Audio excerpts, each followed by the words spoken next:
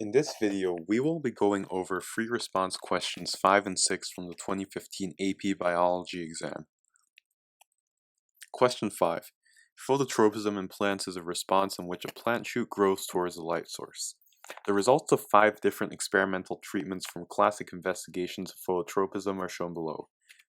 Part A gives support for the claim that cells located in the tip of the plant shoot detect the light by comparing the results from treatment group 1 with the results from treatment group 2 and treatment group 3. So in treatment group 1, you can see that the tip is completely unaltered, and so the plant shoot will bend towards the light, as it normally does and will. But when they remove the tip, as they did in treatment group 2, the plant did not bend towards the light.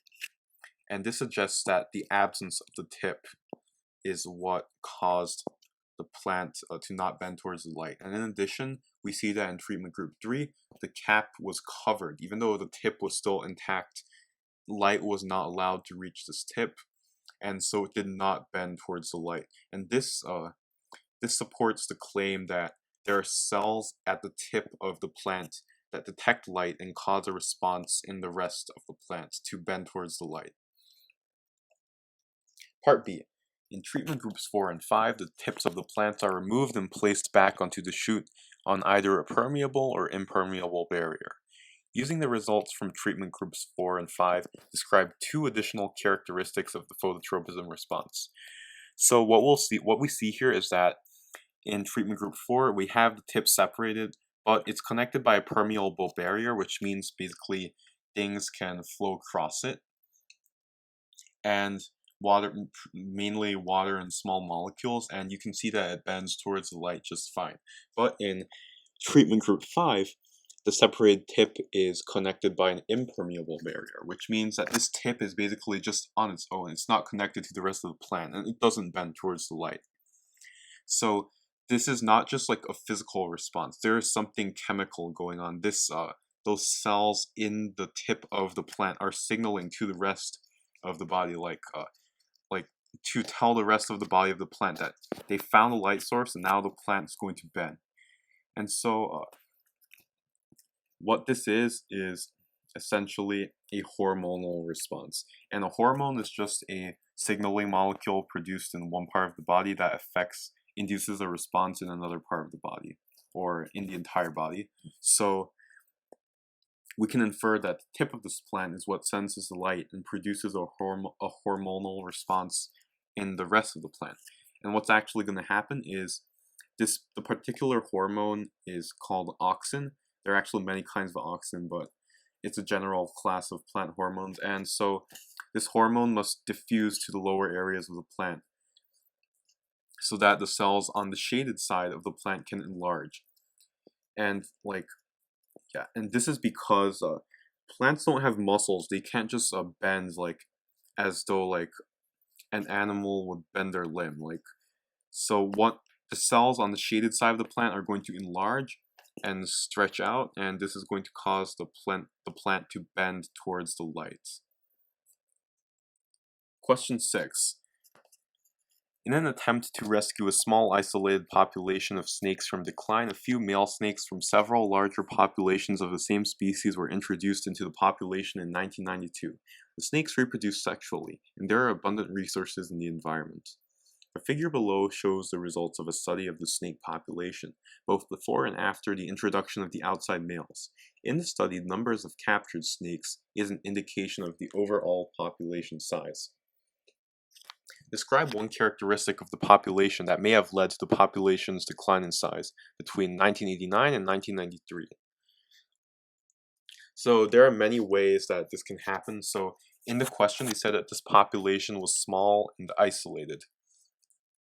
And so what would have likely happened is that if it's a small and isolated population, there's going to be a lot of inbreeding going on. There's going to be a lot of accumulation of bad genes.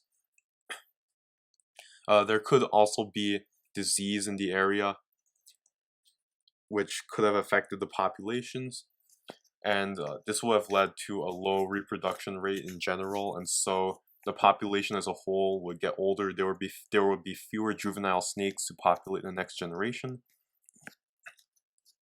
And the last thing to note is that the population rebounded only after males, specifically males from outside populations, were introduced. And what this suggests is that the snake population before didn't have enough males. They were mostly female, and so there was not a lot of sexual reproduction going on. Propose one reason why the introduction of outside males rescued the snake population from decline. So I said earlier that when we have this small isolated population, there's likely going to be very little genetic diversity in the population and more accumulation of bad genetic characteristics. And so the introduction of snakes from a different population is going to introduce a bunch of new genetic diversity.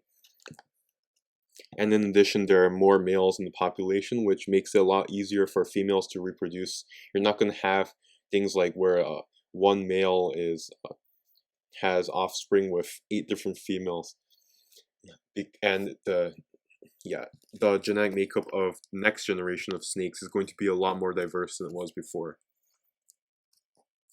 Describe how the data supports the statement that there are abundant resources in the environment. So you can see here that it goes from 20 all the way down to 5 and then up to 35, and this might not look like much, but remember that these are only a few snakes out of the entire population that were captured. So this is actually a very precipitous decline and a very sharp increase over only a span of a few years. And like in this kind of question, like make sure you don't overthink this. Like